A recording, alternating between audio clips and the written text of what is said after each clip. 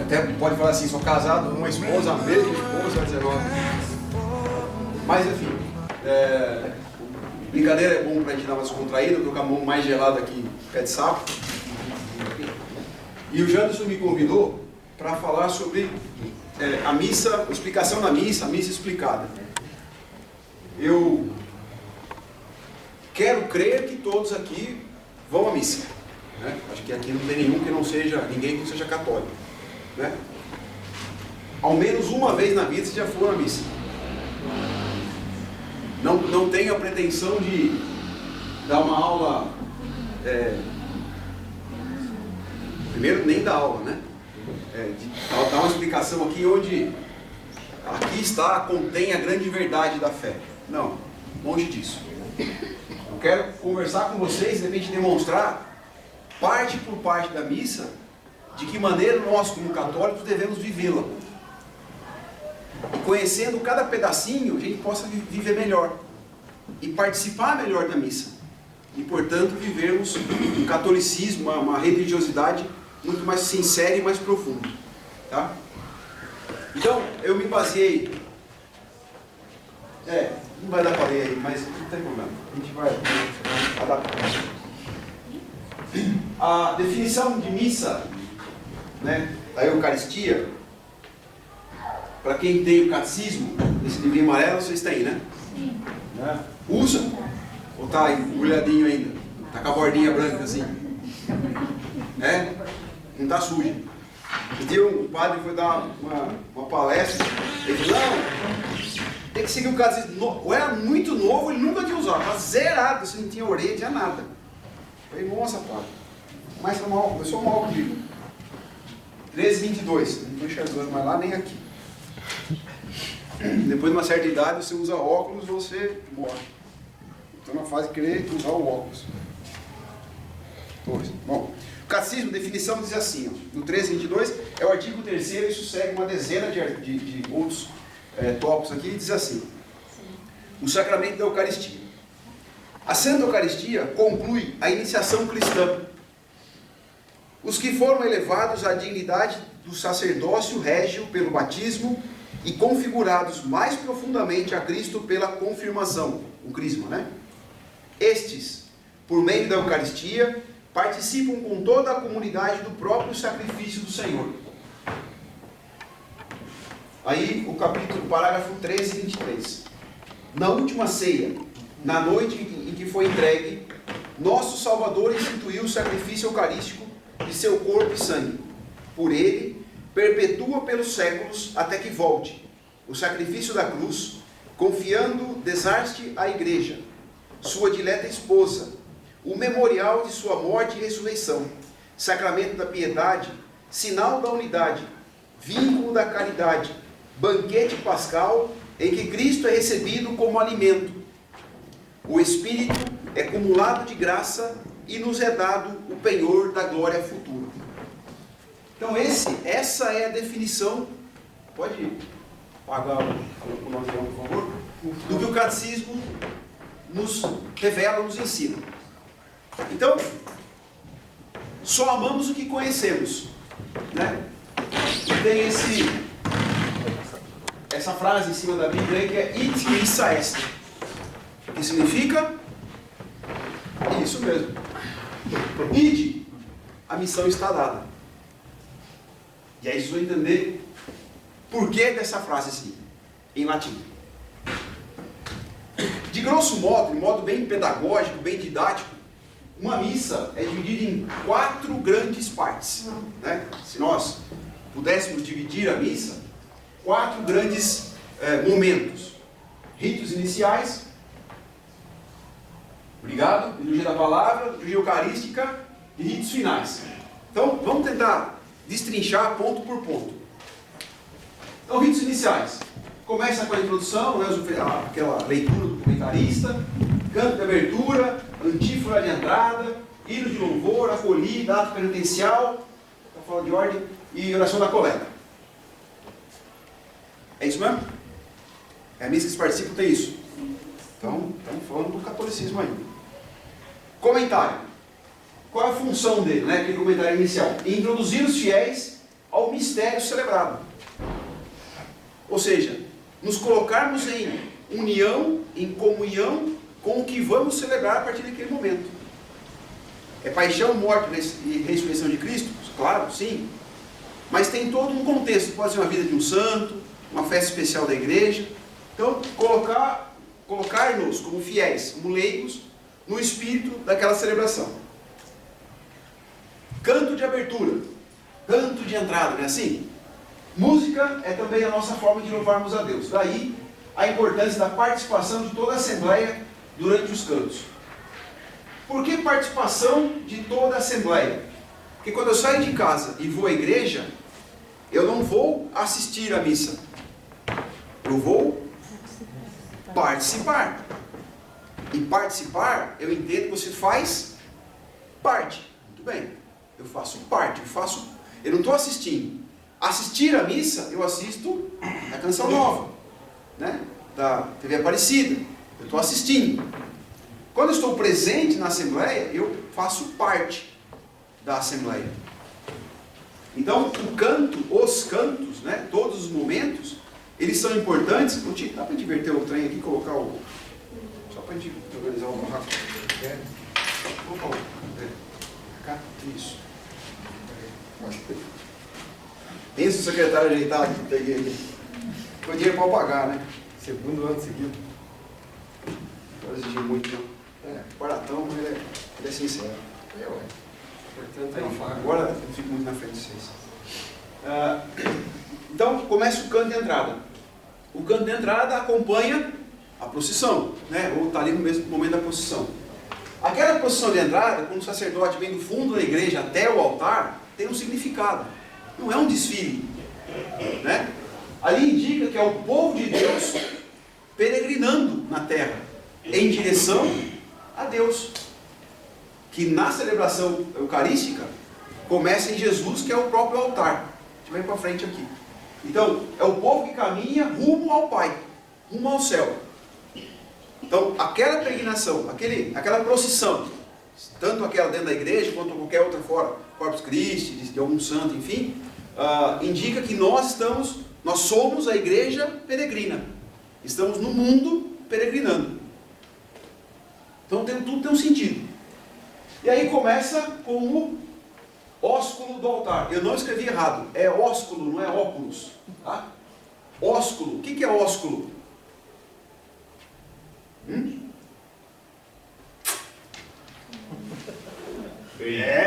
Pessoal, não negamento isso não. Ósculo é o beijo. Né? Então o sacerdote, quando vem até o altar, já notaram isso? Ele se dobra e beija, né? Popularmente, beijar. Por quê? Porque o altar representa Cristo. Parece, até está aqui, por incrível que pareça, o local mais importante da igreja é o altar. É mais importante do que o sacrário. Você fala assim, nossa, mas como? Porque é no altar, né, que a hóstia se santifica. É sobre o altar, que é Cristo, em que o pão se torna corpo e o sangue se torna vinho. É claro, o sacrário contém Cristo. Não estou dizendo que o sacrário deixou de ser importante. Não. Ele contém Cristo. Ali está a chamada reserva eucarística. Né? Seria a quantidade de hóstias consagradas, né? Jesus, corpo, sangue, alma e divindade, para que os ministros possam buscar levar aos doentes.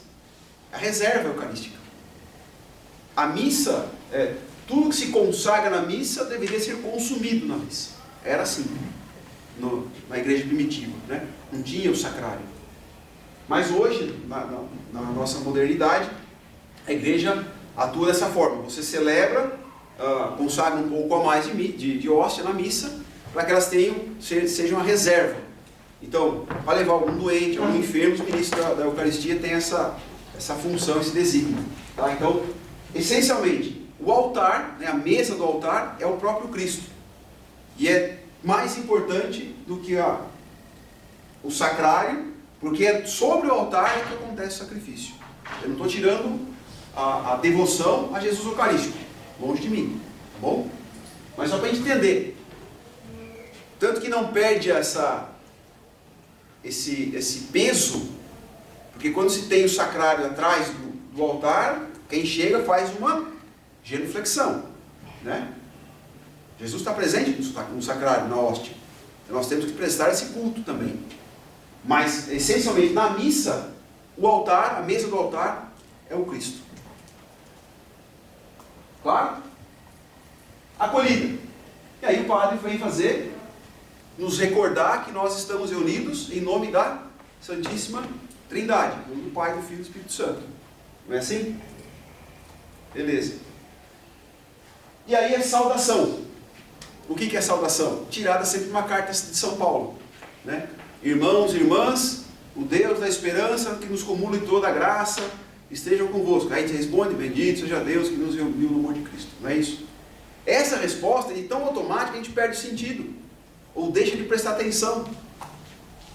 Porque a primeira resposta que nós damos na missa é: estamos bendizendo a Deus. Bendito seja Deus que nos reuniu no amor de Cristo. Ele fala tão automático, está ali arrumando folheto, aí deitando a saia, não é assim? Está meio perdidinho. Ele está, bendito seja Deus, quem veio, você boa noite. É assim, perdidinho. Não entendeu a missa ainda.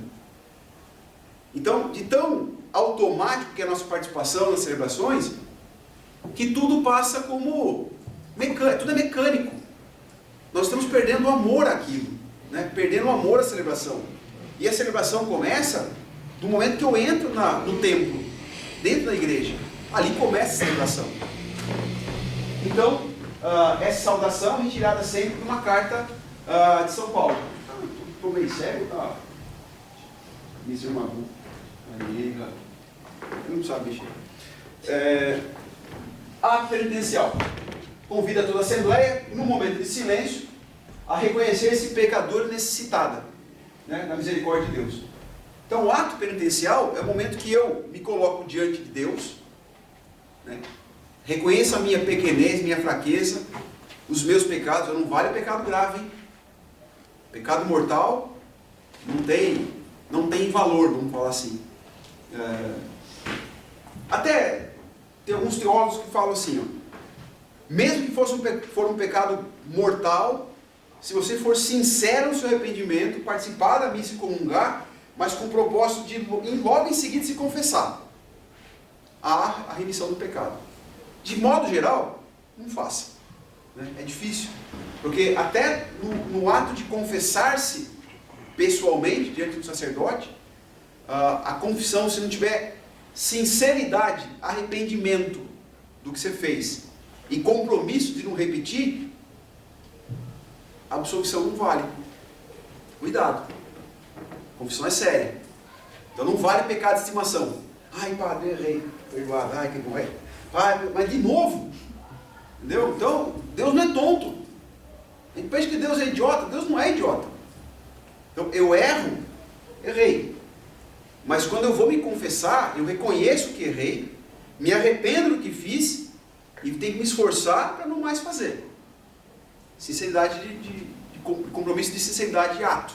Né?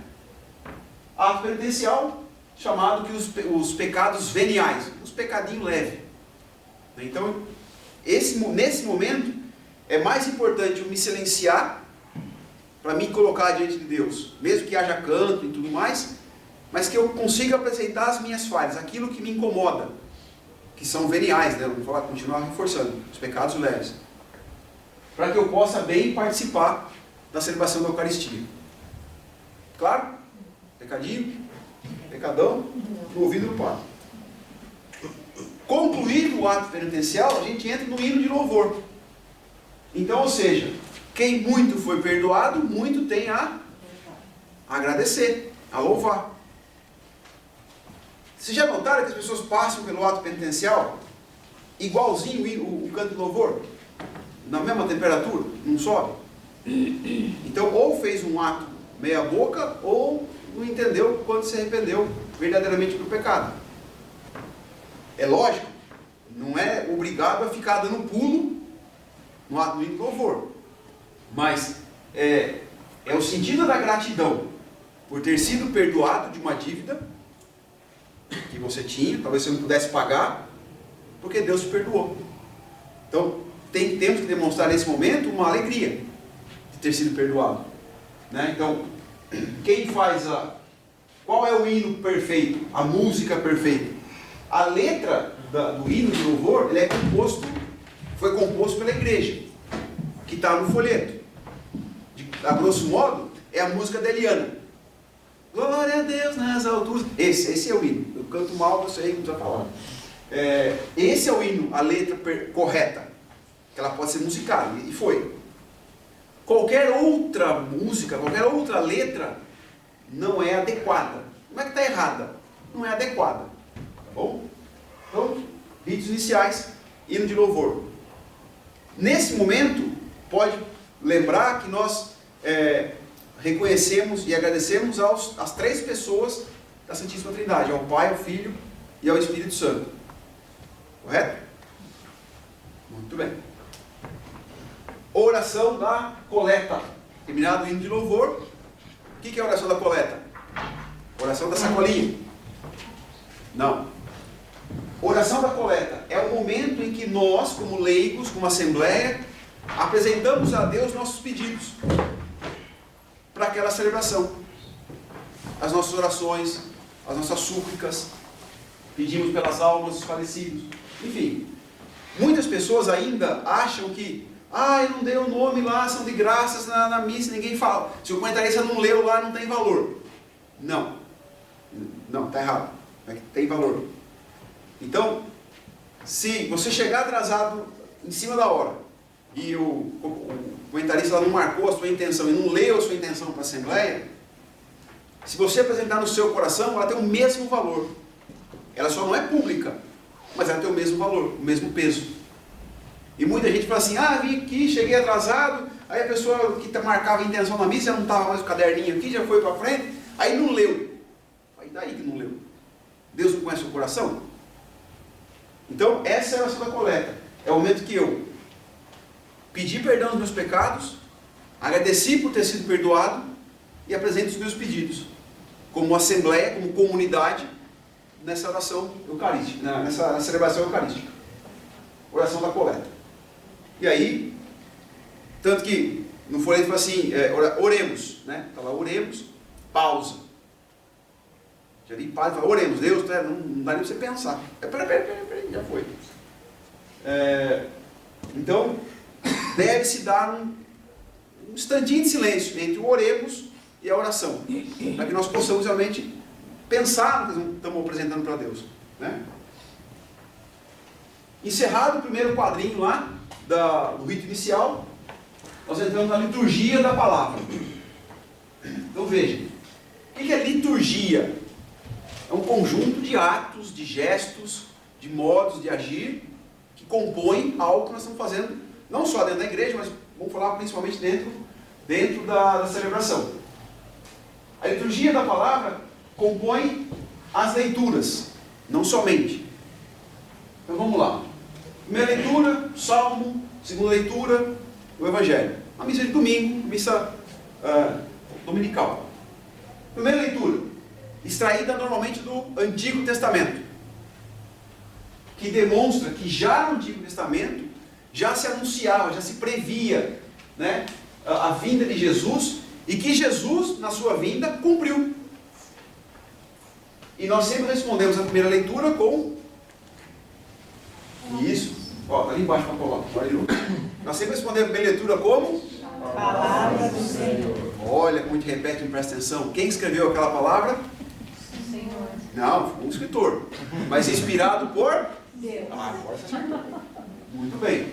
Então, quando nós respondemos dessa forma, nós estamos confirmando que é uma palavra inspirada por Deus, uma palavra do Senhor. E a palavra, não é palavras. Cuidado, hein? Às vezes fala no comentário meio nervoso. Palavras, não, uma só, palavra. Salmo. Em 99% dos casos é tirado do livro dos Salmos. O outro 1% eu não sei de onde sai, mas eu sei que quase tudo sai dos salmos. Em muitas comunidades, eles recitam, né? Fazem a leitura. Mas o correto é cantá-lo. Salmo é uma música. Aí entra a habilidade de quem sabe cantar, quem sabe tocar, porque como ele não foi, né, talvez eu conte uma novidade, a Bíblia não foi escrita em português, ela foi traduzida para o português. Então às vezes a métrica do salmo não é muito sonora, e às vezes o salmo tem que fazer 3 estrofes, pular e repetir 1, 4, para dar o tempo da música. Aí a habilidade, ali, talento, dom de quem toca, né? Mas o ideal é que seja cantado, sempre que possível, que seja salmodiado, né? O salmo. E o salmo é uma resposta nossa à primeira leitura. Já perceberam isso? O que Deus promete e faz na primeira leitura, como fato da história da salvação do povo de Deus, nós cantamos o salmo, como reconhecimento da ação de Deus. Segunda leitura. E aí usamos os textos do Novo Testamento. Normalmente cartas dos apóstolos, maioria de São Paulo, né? Que demonstram o vivo ensinamento dos apóstolos dirigido às suas comunidades, às comunidades cristãs. E nós também respondemos como? Palavra do Senhor. Estão ficando bom. Palavra do Senhor. Então, de novo, é uma ação, nós estamos lendo, né? Uma ação que os apóstolos fizeram, porque eles, como está no Evangelho de hoje, né? O que fala no finalzinho da leitura? A partir daquele momento, eles... Deixa eu ler aqui. Não sai daí. Presta atenção, jogando aí. Ó, fala assim, ó. Quando Jesus acabou de dar essas instruções aos 12 discípulos, partiu daí a fim de ensinar e pregar nas cidades deles. Ou seja, cada um foi para a sua cidade e pregar a palavra. Esse ensinamento foi passado para Paulo, que não conviveu com Jesus, né, no tempo de Jesus, e Paulo andou por toda a Terra Santa, Grécia, Europa, até chegar na Itália, onde morreu. Então ele é chamado o apóstolo dos pagãos, dos gentios, porque ele foi ensinando. Então nós temos que ir às pessoas, sair do nosso lugar. E nós sabemos disso porque é uma ação, só fechando a palavra do Senhor, porque eles estão ensinando o que Jesus fez. Então é um relato, é uma carta, né, são documentos que os apóstolos fizeram, redigiram para arquivar, para ensinar a tradição. Isso a igreja acabou somando e fazendo o livro, né, da Bíblia, os 73 livros. Muito bem. E também são palavras do Senhor, porque são ações que Deus realizou na terra, que foi marcado num caderno, num livro, né, num pergaminho, enfim, para que nós aprendêssemos o Evangelho de Jesus. Muito bem. Onde eu parei? Onde eu estava? Liturgia da palavra. E agora eu vou dar uma puxada de orelha. Nós deixamos de dar valor à liturgia da palavra, porque nós chamamos só aquela peça ali de ambão. Virou um ambão. E muito zelo, muito cuidado. Alguém de vocês aqui faz a leitura, proclama a leitura nas missas? Quem faz, levanta a mão para fazer um médio. Tá, muito zelo com esse momento, né? Percam o vício de dizer leitura, e sim proclamação da palavra, porque tem uma diferença muito grande. Quando você lê, você não passa amor, você não passa vivência, mas quando você proclama, você está vivendo aquilo, você está emprestando a sua voz para quem viveu, para quem relatou. É muito zelo na proclamação.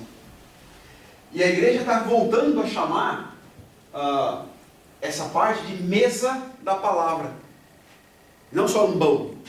Tanto que os ritos litúrgicos pedem que sejam 2, né? Um só para o comentarista e outro onde fica o lecionário, que são onde tem as leituras, né?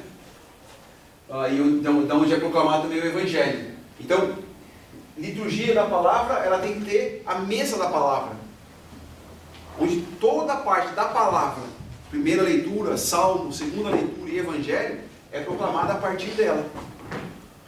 As nossas igrejas da nossa região aqui, a maioria é uma construção antiga, então não tinha esse capricho, esse zelo, né? Hoje se pede para que essa mesa da palavra e a mesa do altar, né, o sacrifício, seja no mesmo material, para dar unidade, e que seja adornada.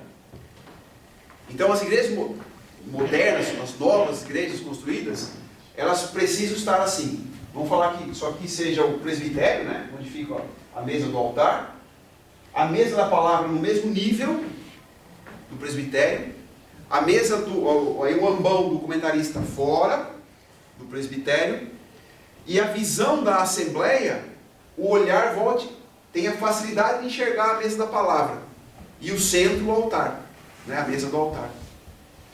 Então nós temos que ter esse zelo. Ah, mas a igreja que eu vou é antiga, tudo bem, mas dê você a dignidade daquele, pode ser só um toco, mas dê a dignidade de uma mesa da palavra, porque é a palavra de Deus.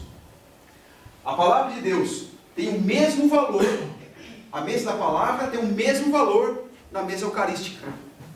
Tanto que se recomenda que, se você não participar bem da liturgia da palavra, não se aproxime da mesa da Eucaristia.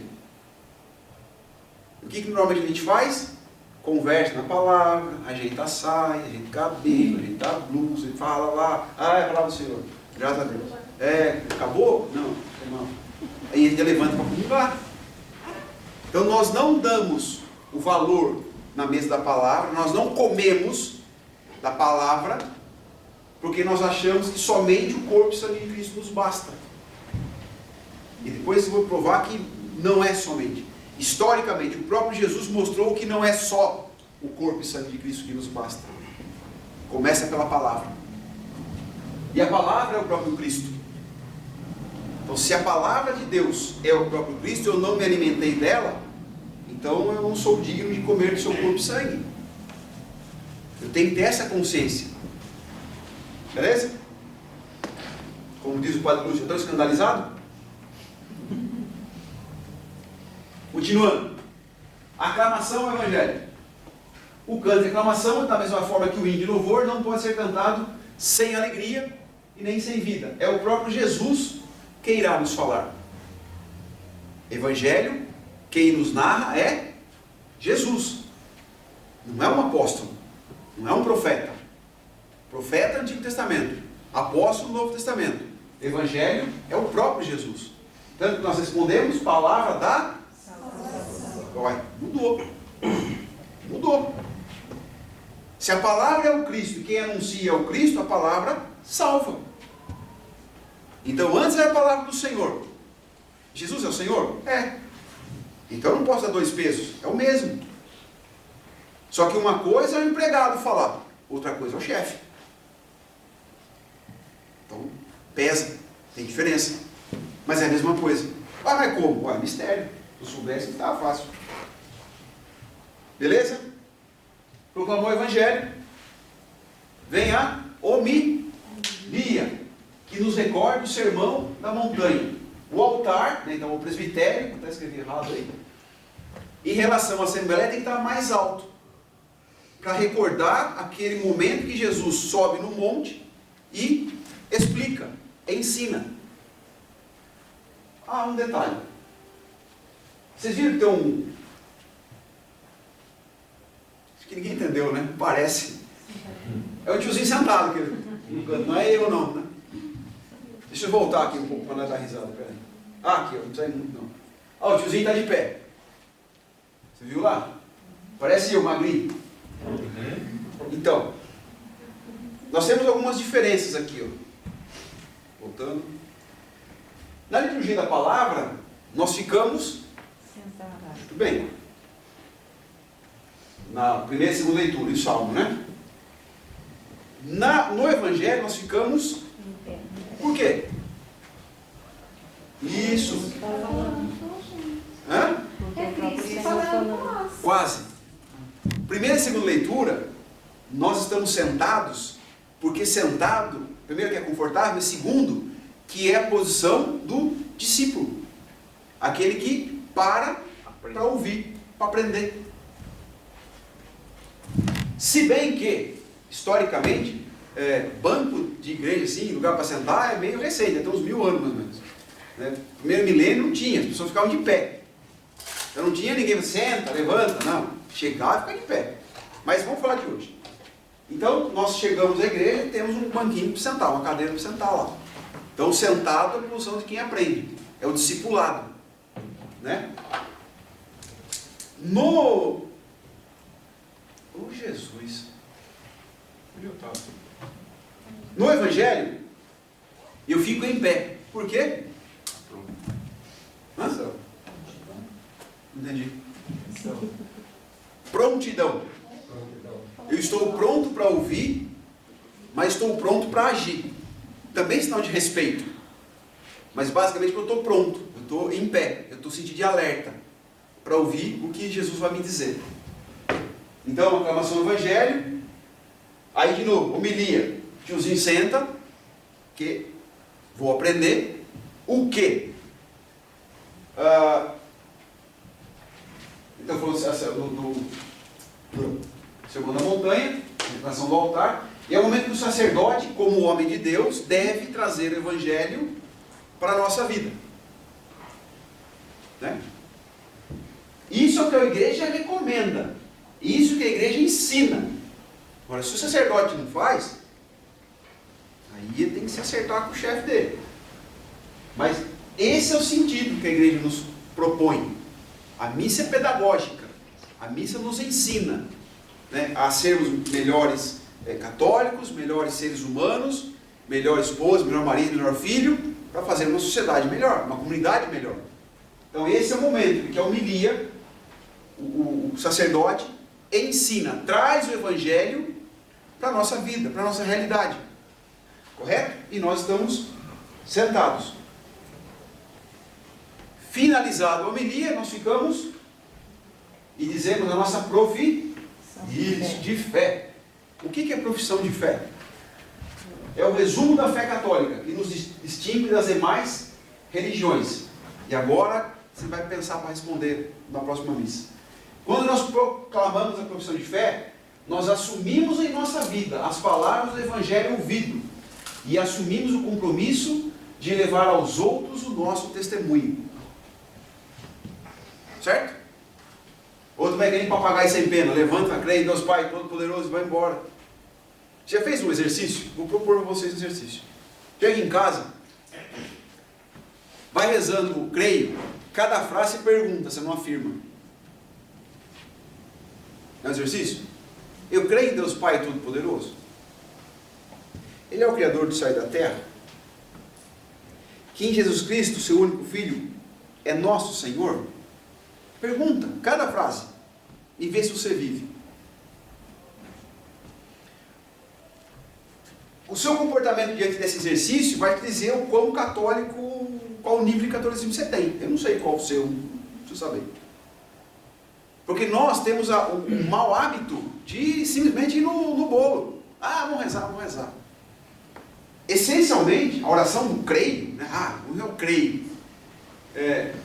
Ou então, passa a sobração, vai cruz, credo. Já viu isso aí? Nunca nem viu sobração? Mas eu falo cruz, credo. É cruz e credo. Creio em Deus Pai. Né?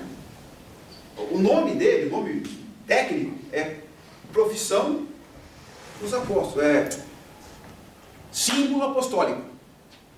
Né? Símbolo apostólico. Essa oração, ela começou no primeiro século.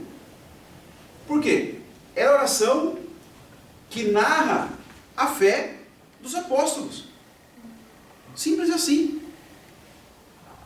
Ah, mas tem aquele que é cumpridão. Mas chegou 400 anos depois, no século IV. Começou com precisou de 2 concílios para... Vocês decoraram esse grandão lá? Não, Niceno. Já viu isso aí, oração? Creio, credo, Niceno, Constantinopolitano. Só o nome já é gigante, imagina o resto da oração. Mas vocês já ouviram falar, já ouviram a leitura dele? Já? Essa empolgação toda? Não? O cara fala assim, ó, creio em um só Deus, Pai Todo-Poderoso, Criador do céu e da terra, de todas as coisas visíveis e invisíveis. Lembrou? Ligou o nome da pessoa? Beleza. Esse é o grandão. As missas mais solenes, a gente proclama ele. Por quê? Porque ele é mais completão? É. Ele é mais detalhado. Mas por que a igreja tem 2? Vocês sabem dizer? Alguém sabe? Sabe, amigo? Sabe? Por que tem 2? 2 creio. É a mesma coisa. Aí nesse aí fala assim, professo um só batismo, né? A remissão dos pecados. Lembra? Creio na igreja una, santa, católica, apostólica. Lembrou agora? Não? Vou ler então para vocês. De castigo. Entendeu? Então tá. Ao medo. No século IV tinha muita heresia, começou a nascer muita heresia, né? Pessoas que diziam que Jesus não era Deus, era só um homem. E aí reuniu o concílio de Nicéia para discutir e chegar, não, Jesus era homem e Deus, 100% homem e 100% Deus. Para montar essa redação ficou incompleta nesse concílio de Nicéia, passado mais alguns anos, digo até um século, se eu não estiver enganado, fizeram um novo concílio, aí em Constantinopla, onde se chegou ao dogma da virgindade de Maria. Por isso que o nome da oração oração do Niceno Constantinopolitano. Olha que dificuldade. Tem que levar do sorvete Constantinopolitano, aí você vai. Viu? Não fica fácil guardar? Vai, respirar. Se quiser minha água, deixa pra mim. isso aqui é só pro Fernando. Bom, a nossa profissão de fé, quando você professa a sua fé, você diz, é isso que eu creio. Vamos voltar.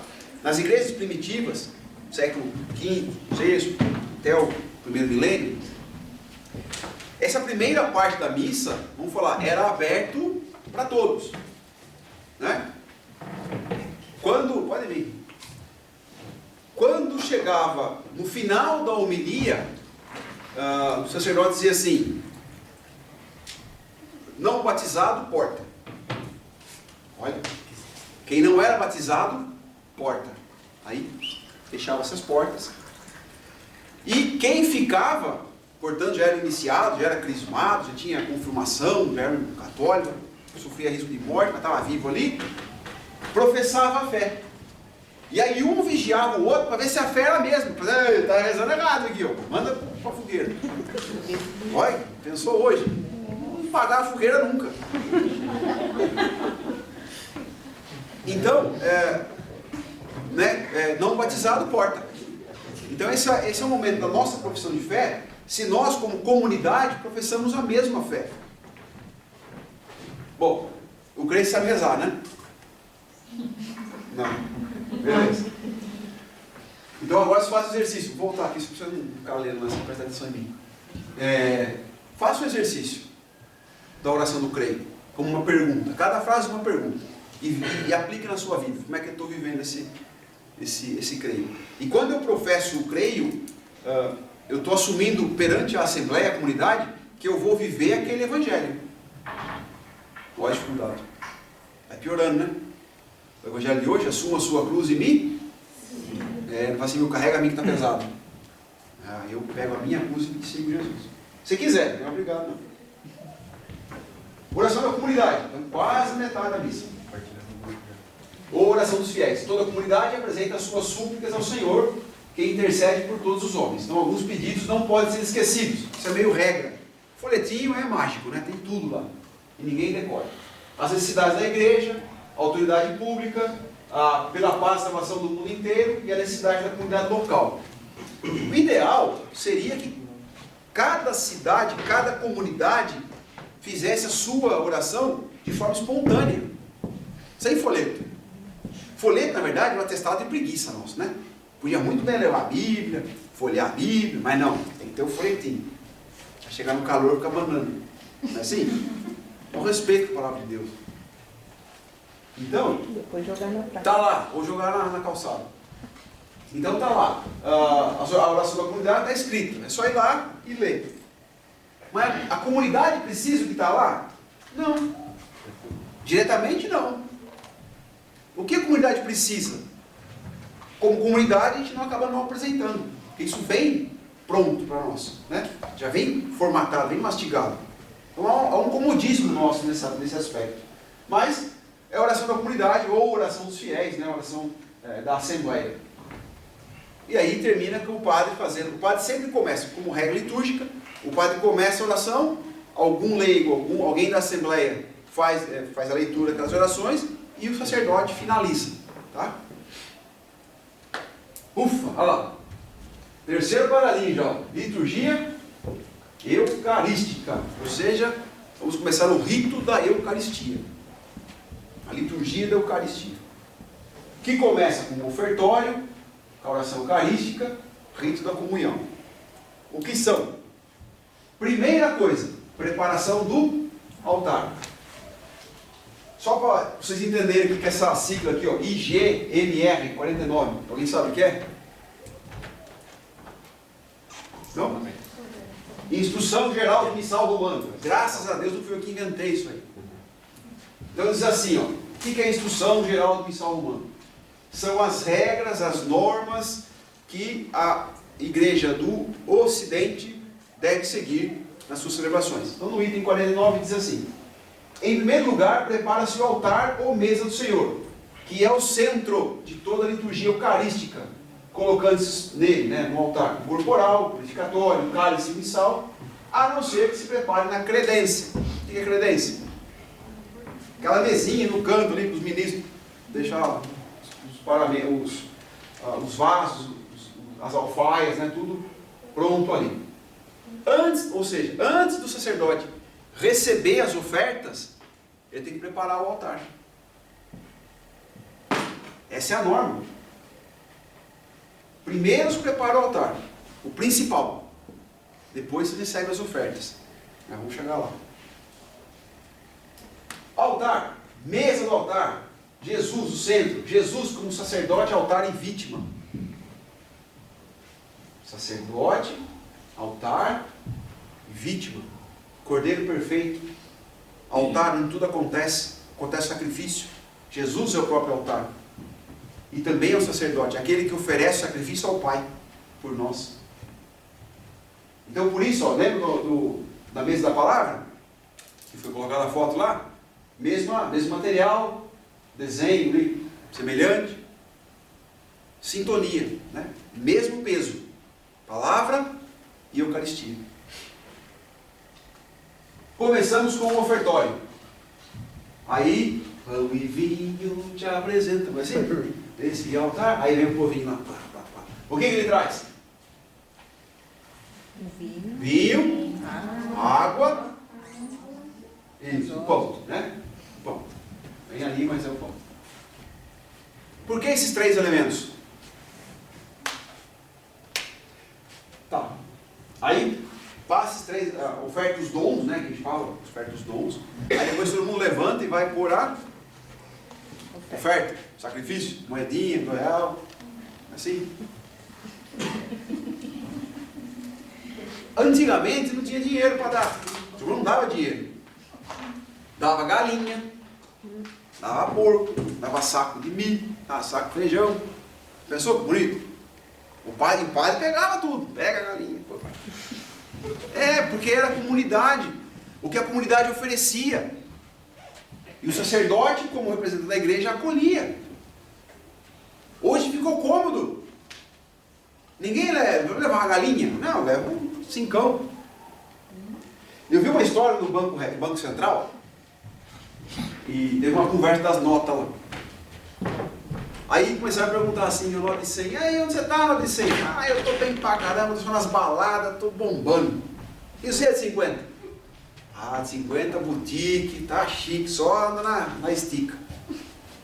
E a de 20? A de 20 tá perengando lá. Padaria, né? Bar. E a de 10? Judiação, vive nos botecos. E a de 5? Judiação, vive nas biqueiras. Pino. E a de 2? A de 2 converteu, não sai da igreja. Doido. Tudo convertido. Vamos converter outras notas, moçada, né? Vamos lá, voltando para o ofertório. Então, a comunidade oferta os dons, o vinho, a água e o pão. E nós, lógico, ajudamos com dinheiro. Aquele dinheiro vai para o padre. Não vai para o padre. Apesar que se oferta o dinheiro, é um dinheiro que vai para a igreja, para manter a igreja. Porque parece que não, mas o vinho tem que comprar. A hóstia tem que comprar. A lâmpada tem que pagar a luz, a água, o imposto e tudo mais. Então tem custo, né, para manter a paróquia. Então esse dinheiro é uma das receitas. Não devia ser do dízimo, mas nós não somos fiéis. Tá? Seguinte, a apresentação das ofertas. Aqui a pessoa talvez não saiba, ou não tenha prestado atenção. Já perceberam que o padre pega a patena, aquele pratinho assim, levanta e fala um negócio? O que ele fala? Ele fala baixinho, não escuta, né? Ele fala isso aqui, ó. Bendito sejais, Senhor Deus do universo, pelo pão que recebemos de vossa bondade, fruto da terra e do trabalho humano que agora vos apresentamos e para nós se vai tornar o pão da vida. Ele fala de cabeça, ele tem que decorar isso aí. E aí você responde assim, ó. Bendito seja Deus para sempre. Você responde isso? Não, você está cantando. Pão e vinho te apresento. Não é verdade. Você não responde. Ninguém responde. É pra gente responder? Bendito seja Deus para sempre. O padre não manda ele. Mas ele não explica. Estou aqui para esclarecer. Depois você se vira com ele. Pode falar baixinho, não precisa gritar não. Pode falar baixinho. Bendito seja Deus para sempre. Né? Naquele momento de levar a patena, apresente suas necessidades, seus desejos, seus pedidos. Né? Para que Deus seja elevado a Deus como oferta também. Aí o padre vai e pega o cálice, sai da mesa, né, sai do altar, pega o cálice, derrama o vinho e joga água, já viu? Por que ele põe água no vinho? Para deixar fraquinho? Sabe por quê? Primeiro tem uma oração ali, né? Que fala assim, ó, naquele pouco de água, tem paróquia que é uma colherinha menor que de café, parece um cascudinho de formiga assim. Pega lá e é uma gotinha. Aí quando não tem, o padre fica mirando, dá um golpeado assim. Significa assim, ó, ele tem que rezar, né? Pelo mistério dessa água e desse vinho, possamos participar da divindade de vosso Filho, que se dignou a assumir a nossa humanidade. Significa que a água somos nós, a nossa humanidade, que mergulha na divindade de Deus. E aí eu te pergunto, que máquina separa essa água de novo? Não separa, mas se torna uma coisa só. Então não é para deixar o vinho fraquinho, não é. Então, nesse ritual ali da preparação do altar para a consagração, tem algumas orações que passam desapercebido, porque ele está cantando, está preocupado com uma ali, puxa a lâmpada, não sei o quê, o padre fazendo a parte dele. E aí ele volta para o centro do altar, em cima do corporal, eleva o cálice e fala: bendito sejais, Senhor Deus do universo, pelo vinho que recebemos de vossa bondade, fruto da videira do trabalho humano, que agora vos apresentamos e para nós se vai tornar vinho da salvação. Aí você responde: bendito seja Deus para sempre. Né? Está lá. E a gente passa desapercebido. Aí o padre sai dali, dá um passo para trás, faz uma inclinação e fala: de coração contrito e humilde, sejamos, Senhor, acolhidos por vós, e seja o nosso sacrifício de tal modo oferecido que vos agrade, Senhor, nosso Deus. Tudo isso você está cantando. A gente nem atina para a coisa. E tem mais um passo, e daí ele vai do lado lá fazer purificar a mão, não é lavar não. Daí ele fala assim, ó: lavai-me, Senhor, de minhas faltas, purificai-me dos pecados. Bom, aqui eu vou dar uma paradinha, por quê? Quando o padre pegava galinha, pegava porco, ele tinha que vir lavar a mão. Óbvio, né? antes de começar a consagração, a montagem do altar. A igreja preservou esse rito de lavar a mão, tanto que esse instrumento chama-se lavabo, né? Então não é aquele banheirinho de sua casa lá, não, é esse trem aí que chama lavabo, justamente para que o padre, como homem humano, né, uma pessoa, lavai-me, Senhor, de minhas faltas, purificai-me dos meus pecados. Mas também, eu achei bonita essa explicação uma vez que eu ouvi, dizendo assim: qual é o seu pecado que precisou o padre lavar a mão para tocar no Senhor? Qual é o meu pecado que eu apresentei como dom, o sacrifício, que precisou o sacerdote lavar a mão? E aí, isso tem que nos fazer refletir de que modo eu estou vivendo, de que modo que eu estou indo em comunidade. É só um rito ou eu estou vivendo na missa? Eu estou indo porque eu sou obrigado a ir, porque eu estou acostumado a ir, porque tem que ir mesmo, domingo tem que ir na missa, ou eu vou porque eu amo Jesus? Essa é a reflexão que nos cabe agora. Mas é isso que o padre fala: lavai-me, Senhor, de minhas faltas, né? No São Roque, lá na Jaulá, o padre Edson, ele joga água nos coroinhas, fica tudo embaçado os olhos deles. Mas é o jeito dele. Os ministros não precisam fazer essa oração, né? Não. E aí o padre volta, né? Aí termina lá, como vinho cantamos. O padre fala o quê? Orai, irmãos e irmãs. Aí todo mundo vai levando. Então, nesse momento, o padre, o sacerdote, convida a assembleia para que faça oração. E olha que bonita essa oração.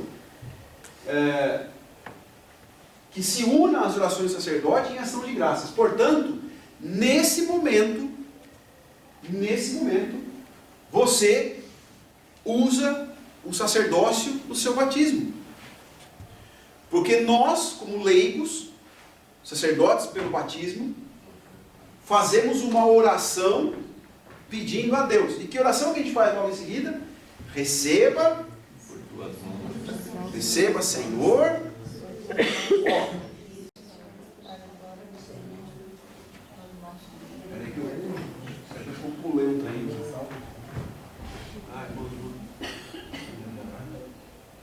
Aqui, mano. Falhou. Mas é assim.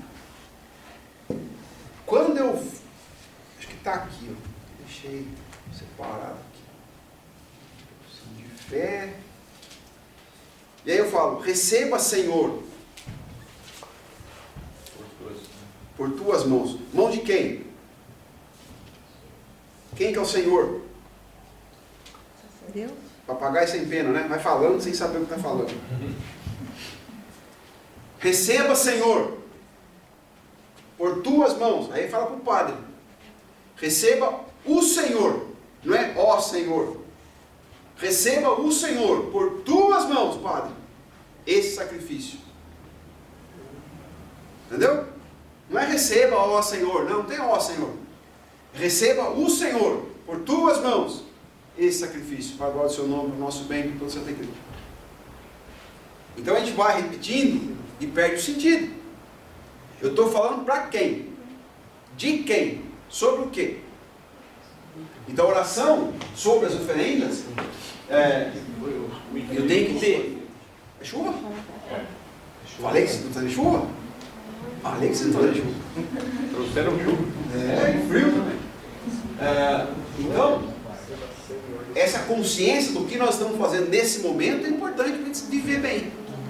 Senão é só repeteco. Um monte de... Levanta, robô. Levanta, faz aí. Bom. Depois disso, que a gente faz a oração, o padre finaliza com uma oração sobre as oferendas. Lembra lá? Mais ou menos? Deixa eu ver se eu acho algum aqui parecido. Isso aqui é missal, tá? Não peguei, é meu, não é da igreja. Vai receber o Senhor. Agora que eu achei.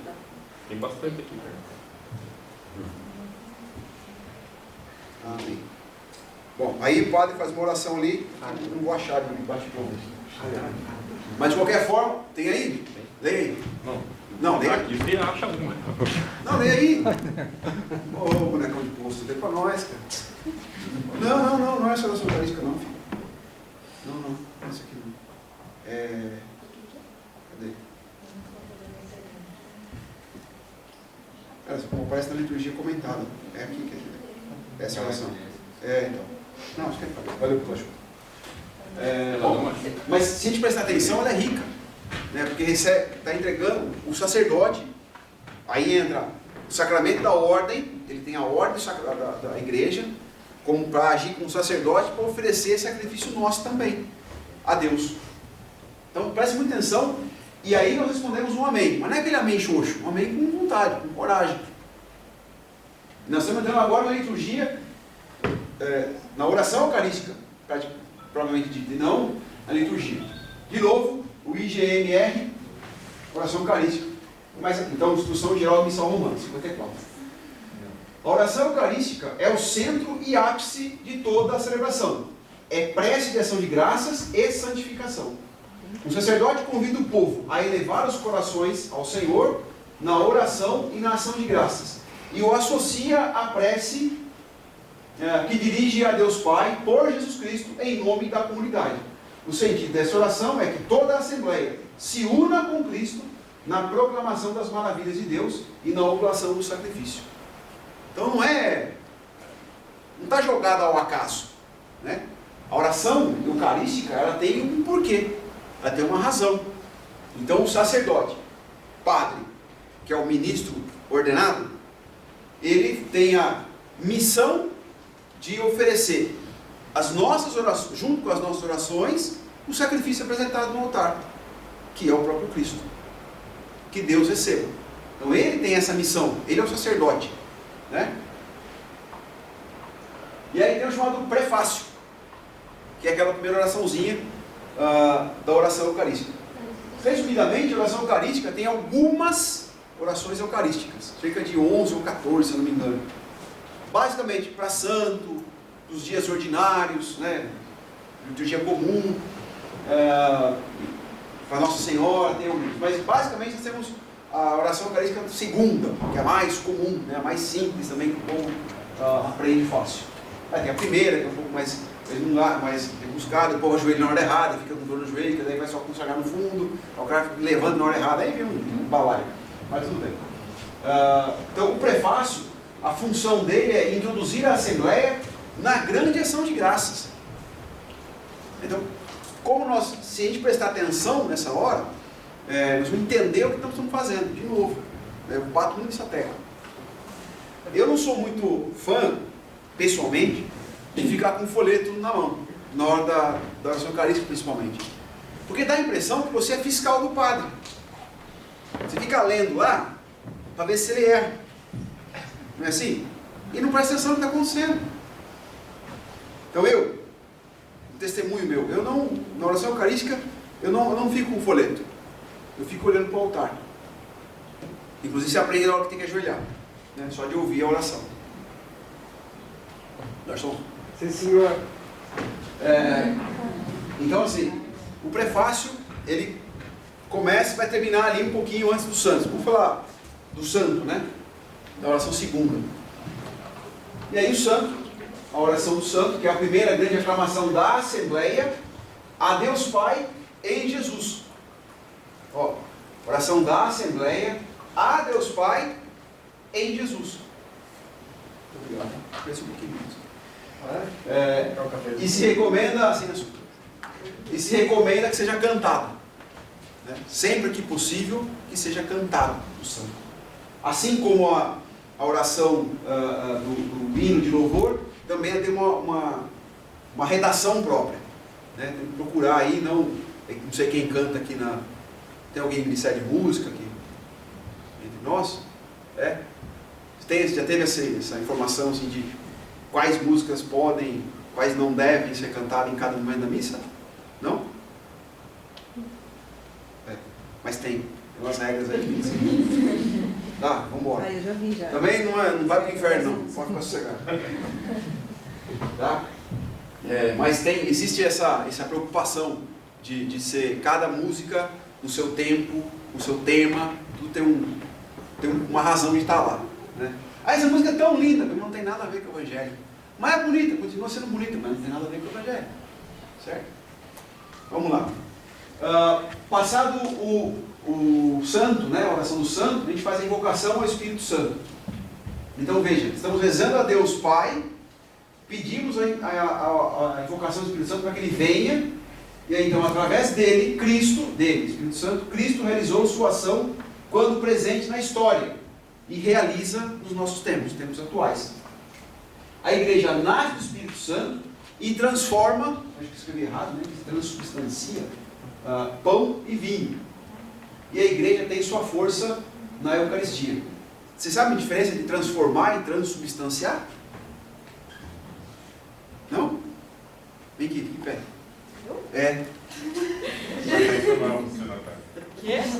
Transformar. O que você está vendo aqui? Eu? Não, você não. O que vocês estão vendo aqui? Nossa, fala, gente. Não. A Natália com vergonha. Tá vermelhando? Tá vermelhando. Aí vai piorar. O que vocês estão vendo aqui? Uma pessoa. Ela tem nome. Natália. Isso. Ela tem uma forma. Se ela transformar, significa que ela vai mudar de... Olha, tão bom. Fica aí. Agora eu quero que vocês vejam a substância dela. Continua a mesma. Continua a mesma. Qual que é a substância? Carne, sangue. Não fique vermelho. Qual a substância? Qual é a substância? Hã? A alma. Você vê a substância? Não. Mas tem? Tem. Tem? Tem. Tem. Tem. Tudo tem substância. Quando nós apresentamos, quando é apresentado então o pão e o vinho, ele tem a forma de isso. Pão e vinho. Viu? Vocês falam certinho. Mas é forma. Tem gosto de pão e vinho? Tem? Sim. Mas e quando o padre consagra, que ele impõe as mãos, que nós invocamos o Espírito Santo, e que o padre assim, derramai o vosso Espírito, a hora de ajoelhar, e o padre fazia assim, você prende no chão, sabia? Não é a sineta, que às vezes o ministro esquece, fica nem de pé lá esperando tocar a sineta. Então, que o padre fizer assim, você ajoelha, porque é a hora que desce o Espírito Santo, e se transubstancia. Isso, muito bem. Portanto, é a mesma forma, o mesmo gosto, o mesmo cheiro, mas a substância muda. Muda ou não muda? Sim. Tem dúvida? Não. Certeza? Oi. Em 1570, não, 1400 e alguma coisa, foi no Brasil, 1400 e qualquer coisa. Um padre alemão duvidava da fé, duvidava do que ele estava fazendo. Ele não tinha certeza do que ele estava celebrando. Quanto? 1700 depois do Brasil? 762. Não foi tudo isso não. Com 400 anos fora da caixa. Anciano? É. 762 e em 1265 foi o Corpus Christi. Instituído o Corpus Não, Christi. mas o Corpus Christi é anciano? É, Então tá, eu vou no Google. 700. Primeiro milênio. Um padre duvidou da fé. Será que isso aqui vira corpo e sangue? Não é possível. Eu pego o pão, elevo, volta pão. Eu como, tem gosto de pão. Você sabe, né, a história do anciano? Que diante dos olhos daquele sacerdote, que estava indo para Roma, ele era alemão, estava indo para Roma, então na cidade de Lanciano, ali na Itália, diante dos olhos dele, o pão virou, e o sangue virou, o vinho virou, aí eu contando a resposta já, virou sangue, diante dos olhos dele. Esse é talvez o mais famoso, mas temos vários milagres eucarísticos, vários, muitos na Europa, mas temos na Argentina, em 2001, se eu não me engano. Na Venezuela. Teve na Venezuela em 91. 91, também não está muito distante. Então, isso são mostras, provas, para que nós não duvidemos. Agora, se duvidar, e acontecer na sua frente, me chama, eu quero ver. Mas é assim, e toda vez que a igreja tem muita prudência, tá? Só para sair um pouco da Eucaristia, ficando na Eucaristia, quando há relatos de um milagre eucarístico, a igreja não fala, não, é um milagre. Vou contar o caso da Argentina. Um fiel passou na catedral de Buenos Aires e viu uma hóstia jogada no chão, no fundo da igreja. Ela chamou o padre pegou, né? Aí todo o processo com cuidado, purificou o local e tudo mais, mas guardou aquela hóstia no sacrário. Depois eu dou destino para essa hóstia. Não sabia se estava consagrada, mas enfim, ele não tinha certeza naquele momento. A hóstia dentro do sacrário, ela se tornou corpo e sangue. Né? Se transformou. Aí não só transubstanciou, ela mudou a forma. O bispo da época, o arcebispo ali da catedral, falou, vamos guardar e não vamos falar nada para ninguém. Ficou 3 anos no sacrário. Um tal de Jorge Bergoglio. Conhece Jorge Bergoglio? Era Dom Jorge Bergoglio. É Papa Francisco. Então, é ele. Ele chamou um conhecido dele, que era ateu, um cientista, não sei exatamente a especialidade, e pediu para que ele mandasse amostras daquela substância, sem contar o que era. Ele contou, lógico, para aquele amigo dele, mas que mandasse para o laboratório de confiança dele, que fosse isento, não tivesse nenhuma ligação religiosa, para fazer exame do que se tratava aquela substância. E ele mandou a amostra,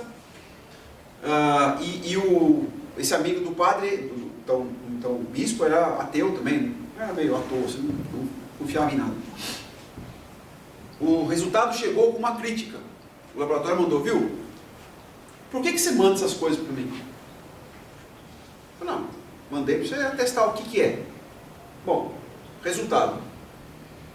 O tecido é do miocárdio, coração, de uma pessoa viva, tipo sanguíneo AB.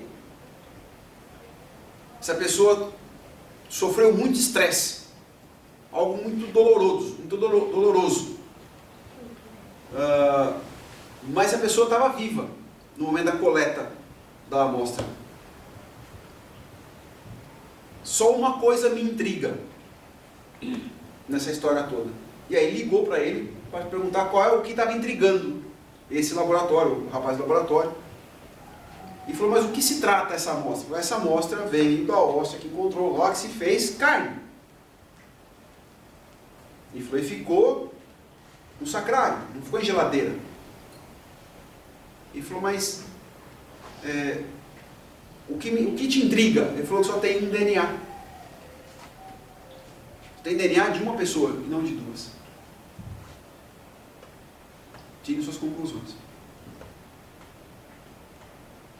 É uma pessoa, estava viva, tecido no coração, sangue AB, mas que só continha um DNA.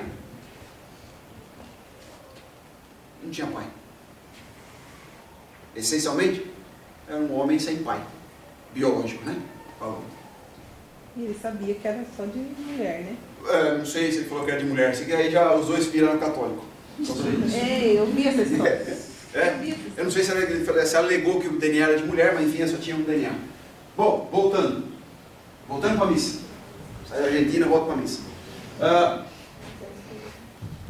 Então, quando o padre faz a imposição das mãos, né, a invocação do Espírito Santo, acontece a transubstanciação.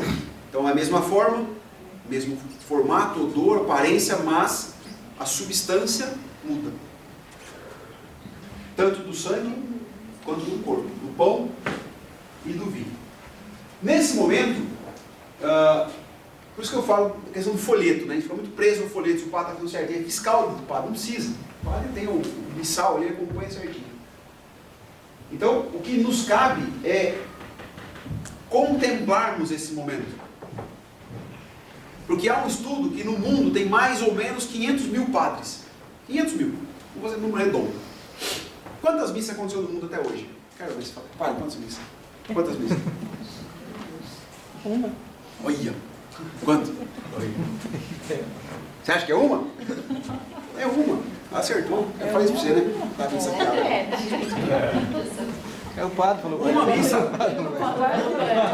Daí começa a fazer 400 mil, 500 mil vezes tudo. Uma missa. Uma missa. Hã? Todas as outras são atualizações da mesma missa. Fazer isto em minha memória. É sempre a mesma. É o mesmo Jesus. Quando o padre fala, isto é o corpo de Cristo, não, ele fala, isso é o meu corpo. Não é isso aqui não, mas ele levanta o cálice e fala, isso é o meu sangue. Portanto, o padre, ele sai de cena, entra Jesus.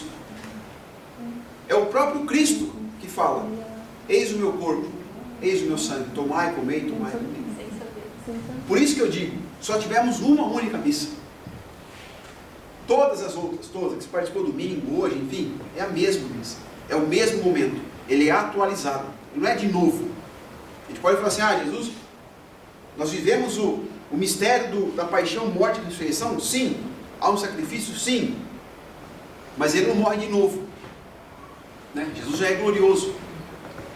Então é essa atualização do mistério que a gente tem que viver. Por isso que não podemos ficar presos ao folheto. Que está acontecendo diante dos nossos olhos, um maior mistério, razão da nossa fé. Então levanta a cabeça. E ó, quem já conhece gente que na hora da consagração faz assim, amor, amor de Deus, contempla, né? Adore o Senhor, adore o corpo e o sangue que está sendo elevado. E é elevado e é exibido. Assim como Jesus fez, tomai todos e comei, tomai todos e bebei. Então, sempre, é uma adoração que a gente tem ali, segundos preciosos, mas adore o Senhor no corpo e sangue. Acredite, está acabando o seu desespero. Depois, logo depois da consagração, né, o padre encerra dizendo, eis o mistério da nossa fé. Nossa forma é a mesma, mas a substância mudou. É o mistério da nossa fé. Né?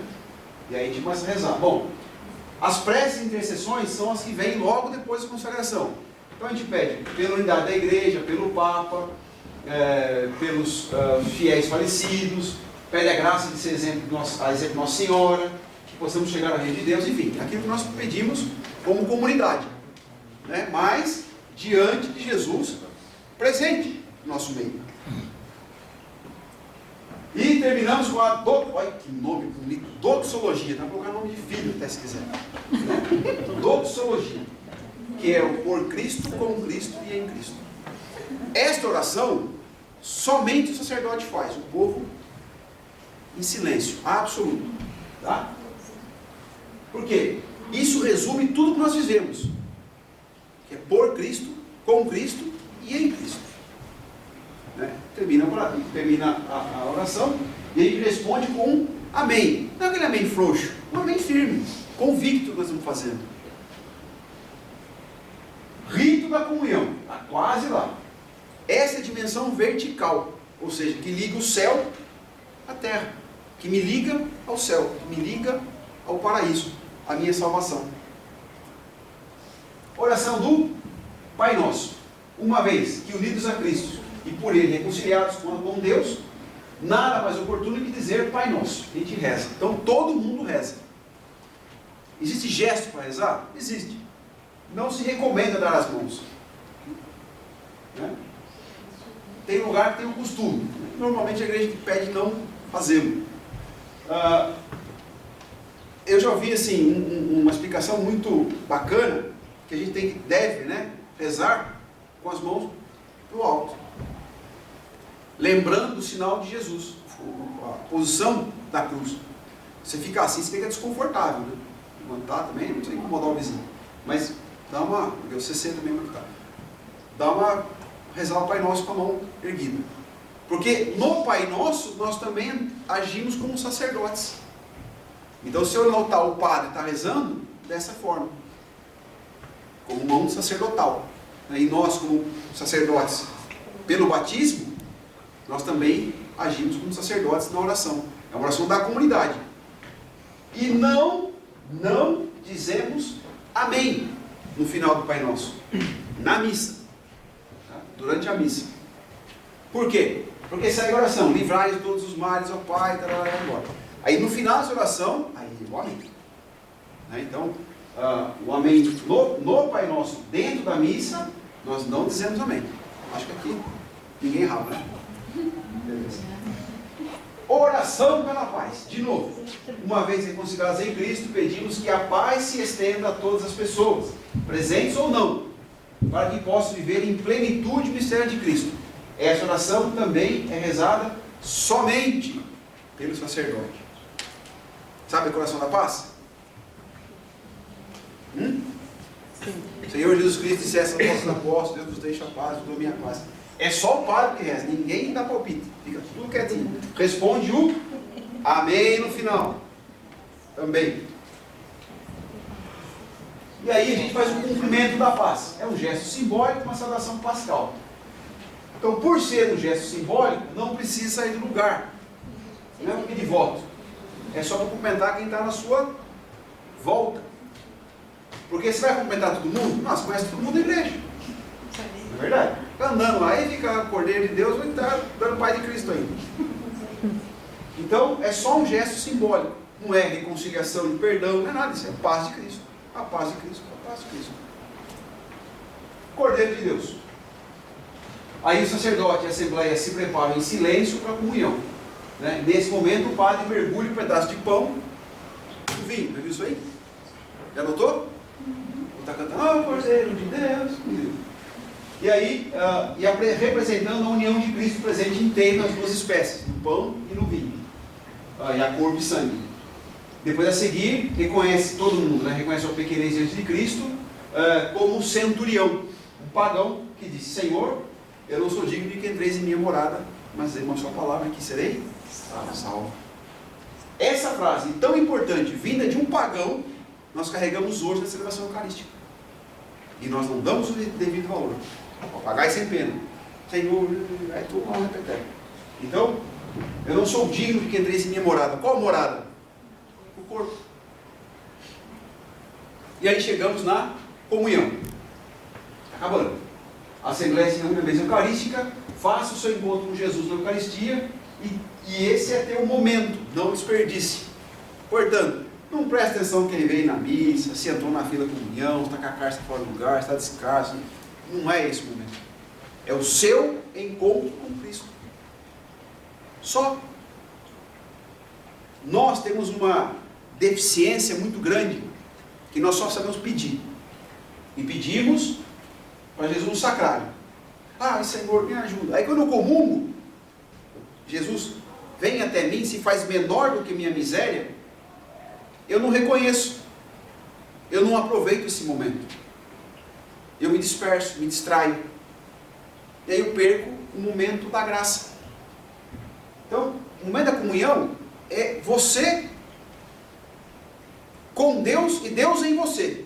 Olha só. Você com Deus e Deus em você. Você é um sacrário.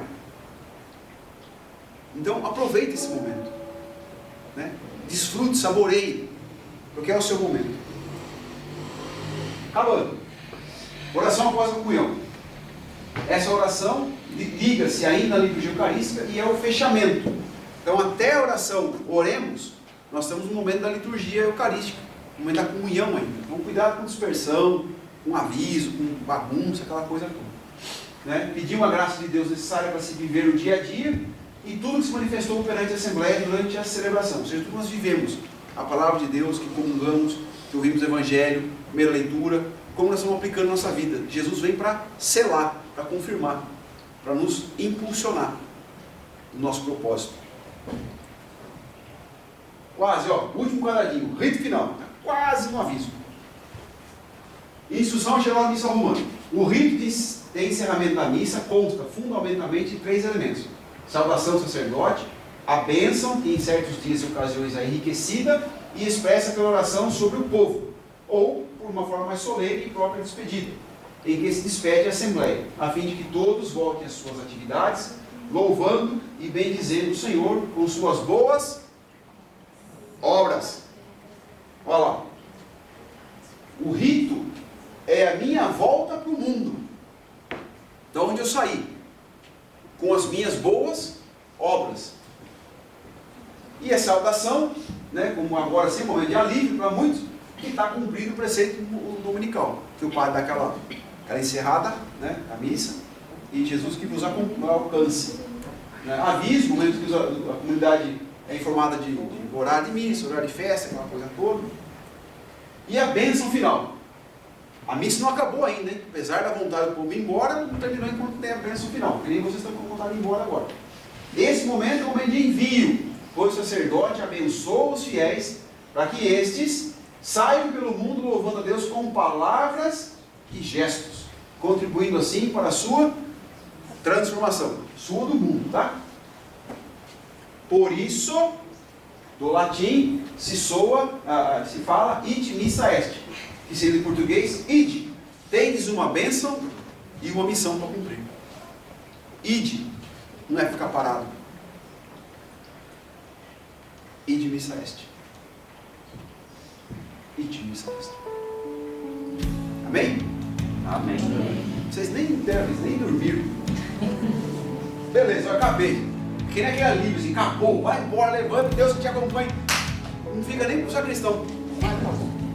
Não vou perguntar se tem dúvida, todo mundo tem dúvida. Obrigado, assim, obrigado à audiência, né? Desligado a câmera, né? Fantástico. Tá ligada? Fechando. Give me a song in the night and Jesus.